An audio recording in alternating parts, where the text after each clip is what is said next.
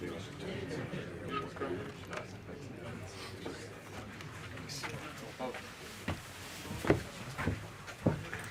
evening, welcome to the press conference for Novak Djokovic. Please raise your hand, state your name and organisation when asking your question. Congratulations, Novak. Tell us how you're feeling, Wimbledon champion again. I mean, obviously over the moon with joy and happiness of experiencing this moment once again. I've said it many times, this tournament is extra special for me because it has been the first tournament that I've ever watched as a kid that got me to start playing tennis. So I don't take any wins for granted, particularly not in Wimbledon. In contrary, actually, it feels every time feels a bit different, especially in its own way. Of course, having family and close people in my life here to share this victory with them, it was beautiful. Sean Ingle, Guardian. Congratulations, incredible performance. Did you notice people chanting your name on match point, Nole? Because in the past, you've been up against Andy, you've been up against Roger Federer, crowd favourites, you've perhaps been the underdog, but it felt there was a lot of love for you today. And I was also going to ask how that ranked among your 7 victories. I did definitely feel support and feel love from the crowd today, so I'm very grateful for that. Obviously, it's not secret that, any player would like to have people, backing him during the match, because in the end of the day, this could make a quite big difference, with how you feel mentally, and definitely is easier to overcome certain obstacles and situations in the match when you have people supporting you and being there for you. So, and the second question was, where does it rank? Because John McEnroe on telly was kind of saying he didn't think those last 3 sets he'd seen you play better, and I wondered how you kind of regarded it. Well, I think that from the baseline, I didn't miss much in those 3 sets.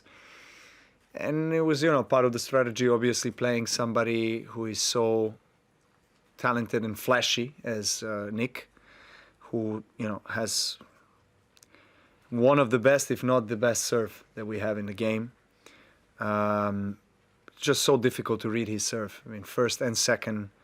And he puts constant pressure on his opponents when he's cruising through his service games. So that's actually what was happening, even though, return was serving me quite well throughout my career. But yeah, it was frustrating at times today, just seeing balls pass by and having to deal with, I guess, more work on my service games, because he was constantly on the line putting pressure. But I felt the ball really well from back of the court. I thought I served well at the moments. I think I could have served better, particularly second serves. But again, it's the Wimbledon finals against the player who was never there, has nothing really to lose, and we all know what he's capable of. And plus I lost to him twice that we played against each other. So all these things were, kind of there, present. But I think in the end of the day, I managed everything pretty well. Novak, there were 2 sort of what seemed to be from outside, 2 very key moments. One, you serving at the end of the second set, love 40. And then early in the third, 40 love on his serve. And you came back to break him. Did those feel big to you in the moment? And also, Nick was praising you. He said more than the way you played, he praised your composure and said it's impossible to rattle you. And I'm wondering, do you feel that way when you're on the court, and how did you develop that? You were right about the 2 key moments. I felt the slight difference in those 2 moments when I was love 40 serving for the set. I felt more pressure than when I was 40 love down and 4-all in the third, and he was cruising through his game. And then, I obviously wanted to play every point, regardless of being 40 love down, just wanted to practice trying to get his serves back and, you know, eventually wait for the opportunity. And he was presented, actually. He played maybe a couple of loose points, double fault and deuce. You know, started talking to his box, and then, you know, I felt maybe that's the moment, you know, that where I could break his serve, which happened, and it was a huge momentum shift, I think, because up to that point we were quite even, and then 2 sets to 1 up, you know, obviously things are looking slightly different. I felt maybe in the fourth he was not moving from back of the court as good as he was doing that in the first 2 to 3 sets. So yeah, of course, you know, in that at that instance, it helps, you know, to swing through the ball a bit more, because I know that I can have him on his back foot from back of the court, and then of course it was a gamble really on his service games, you know, in the fourth. At times I was quite close, but then he gets out of the trouble with aces, you know, and when you have a serve like this, it's a huge advantage. But again, I felt that in the tie break when it mattered, I managed to read his serve a couple of times, crucial, and 2-1 up for me and 3-1 up for me. Blocked his serve back in play, made him play an extra shot, and he missed. You know, I just, you know, I'm obviously thankful to him for praising my composure, and I knew that probably was one of the key elements today in order to win against him, because, you know, not that he's not composed, but, you know, he has never played in the Wimbledon finals, and we know that also he kind of has his ups and downs in the match, and that, you know, my experience of playing in this kind of occasion before could eventually decide or could help to you know, to my own advantage and favor, and that's what happened really. I mean, that 40 love game, yeah, he'll probably be very upset with himself for losing that game. I didn't win it; he lost that game, you know, and with his unforced errors, and I just stayed there and pushed him to the limit, and got the reward. Neil? From the Mirror. Novak, how have you managed to go from Australia in January to producing a performance like this? Is the achievement more emotional because of this, and are you more determined than ever now to keep in the game until you achieve the record? Well, I mean, certainly that this year has not been the same like last year's. It has started the way it has started, and it has affected me definitely in the first several months of the year. I was not feeling great generally. I mean, mentally, emotionally, I was not at a good place. You know, I wanted to play, but at the same time, when I went out on the court in Dubai, it was the first tournament of the year, I just, you know, felt so much pressure and emotions happening, and I wasn't feeling myself on the court. And then I realized at that point that it's going to take some time, that I have to be patient, and that sooner or later I'll get my self in the optimal state where I would like to be. And Wimbledon historically has always come at such an important stages of my life and my career.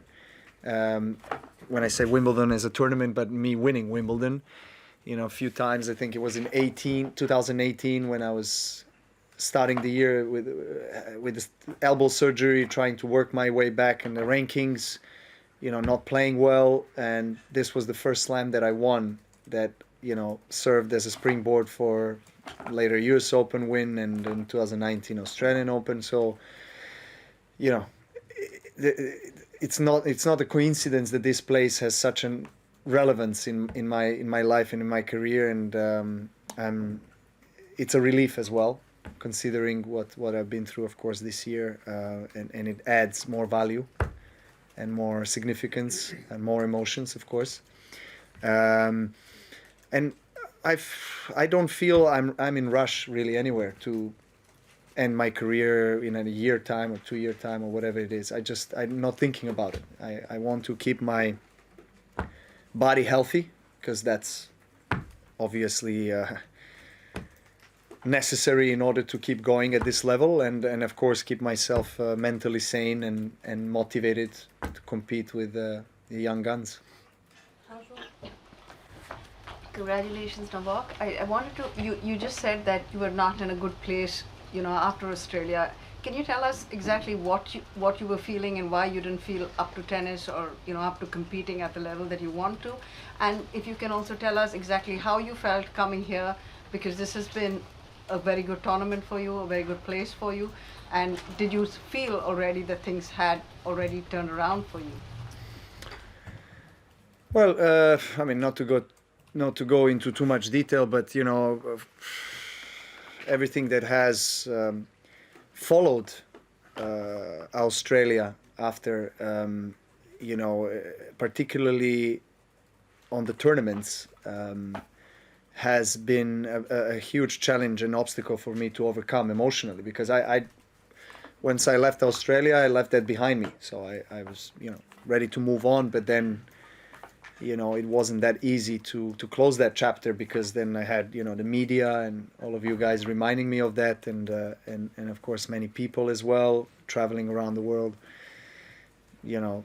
some unpleasant situations as well that keep on, repeating the same movie that I kind of was part of, unfortunately, in Australia, and that has caused turbulence inside of me, and then I just needed time to weather the storm. And at one point I realized it's just going to take time, and that's it. Time to, for me to regroup, to get into optimal balanced state of on the court, off the court, because the game was there. I mean, I know what my qualities are, what my tennis is. It's just that it was all these things off the court that were just, causing so much distraction and pressure, and that I had to deal with, not just myself, but people around me. And it has been affecting them a lot more probably than me, because they've been protecting me. But then again, I can feel it through them, right? So it's not one of these things that you can just switch off and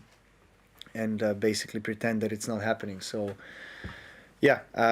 coming into Wimbledon, I felt good for my tennis, because I've won, three titles in a row here prior to this year, and I always liked playing on grass, and I felt like each year I've been improving, my tennis on grass. I came off from Paris from a tough, also emotional loss against Nadal. That obviously was disappointing, but Rome, Paris, I was already playing the tennis that I want to play, that puts me in a position to compete for the greatest titles. So I like my chances coming into Wimbledon. I was, as I always am, very inspired to play my best tennis in London. Novak, I'm curious. We can go a bit longer today, I guess, because there's more people, and I don't mind. Built into your schedule. Okay. Thanks for that, Novak. I'm curious how you size up the rest of your year. Goran was in here earlier, and we asked him, what do you do now in terms of coaching this player, given the schedule and the limitations? And he said, I'm on vacation. He said, starting tomorrow, I'm on vacation. Long, hot summer, probably. Are you on vacation tomorrow? I think your ranking goes down to 7 because of the situation. Do you intend to fight in the fall to try and make sure you get to the tour finals and the top 8? I'm just sort of curious. It's such a weird situation. It is. Well, I am on vacation. Whether or not I'm playing any tournament soon, I'll definitely be resting for the next couple of weeks, because it has been a quite exhausting and demanding period for me in the last few months. A lot of tennis, which I was very happy about, and I got what I wanted here. And then I'll wait, hopefully, for some good news from USA, because I would really love to go there, and that would be probably the next big tournament, the next big swing. Playing a tournament or two before US Open and US Open. If that doesn't happen, then I have to see what the schedule will look like. to be honest, I doubt that I'll go and chase points. As I understand from my agent today, that winning Grand Slam would qualify you for World Tour finals unless you're out of top 20, which I don't know. I mean, with accumulated points so far, I guess I'll make top 20. So yeah, I guess I have a good chance to be already in the final. So I will not, burden myself to really have to go and play, tournaments and get points. I'll see. I don't really feel any pressure or necessity to play a certain schedule, and things have changed in the last year and a half for me. I mean, I achieved that historic #1 weeks for #1 that I worked for all my life, and so now that that's done and dusted, I prioritize slams and big tournaments really, and where I want to play, where I feel good. We still have not spoken about the schedule, Goran and I. So I mean, we have to sit down and see what the news are from states and whether that's happening or not happening, and then take it from there. Could be Labour Cup, could be Davis Cup is coming as well. I love playing for my country, so I'm gonna try to be part of that, and then next thing you know, the season is over, right? I mean, but those are the big, let's say, tournaments that I have right now in my mind. But, congrats. I saw Jelena Jankovic was in your box. Just wondering, when you last saw her, what it was like to see her, and what's your first memory of? I was surprised to see her playing here at the Legends doubles. I didn't expect that, because we've been in touch last few years, and I know that her giving birth to her child about a year ago, and was something that she was preoccupied with, of course, and she was not playing so much tennis even before that, so she hasn't been playing a lot in the last 3-4 years. So I was like, okay, you came to Wimbledon, and she says everything hurts, but she enjoyed it, and that obviously she was here, so I invited her to come and watch the match, and she was nice to come with her husband. So it was nice, because obviously she's a true sporting and tennis legend in our country, former #1 of the world, and she hasn't been around the tennis ecosystem much, so it's nice to have her back. Novak, how would you compare the comfort and the confidence that you're feeling here and now with the feeling you've had at any major, at any time in your career? I mean, Australia probably is the place where I feel most comfortable, because of my record there, winning title many times, and that's the court where I would probably like to play.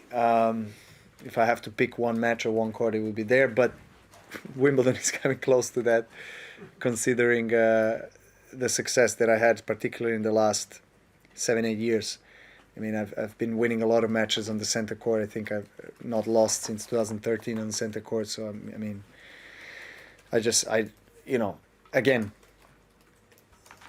even though in Australia I had so much success, this center court in this tournament still has the most special place in my heart, because it has been always my childhood dream tournament. So of course, every time I step out on the court, it is a feeling unlike anything else. And the more you win, it's logical, the more comfortable, the more confident you feel out there every next time you step out on the court. So the run keeps going, and I feel very connected with this court and with this tournament, without a doubt. Hello, Nole. Anton Herrera with La Repubblica. Congratulations. Just a very quick question. Can you tell us now what is your magic potion that you were talking about? Well, I said that you will find out soon, but not so soon. Not so soon. Yeah, not so soon. It's gonna come out as one of the supplement, let's say, lines that I'm doing right now, with drink and a few other things. So sports drinks and etc. So it will come out there, and you'll try it, and then you'll let me know how it feels. Okay. You might win Wimbledon. Novak Frank from l'équipe. Which good news are you waiting exactly from US Open? Exemption or? Well, yeah, I mean, I'm not vaccinated and I'm not planning to get vaccinated, so the only good news I can have is them removing the mandated green vaccine card or whatever you call it to enter United States, or exemption. I don't know. I don't think exemption is realistically possible, or if that is possibility, I don't know what exemption would be about. So I don't know. I don't have much chances there. I think it's just whether or not they remove this in time for me to get to USA. Okay, we don't have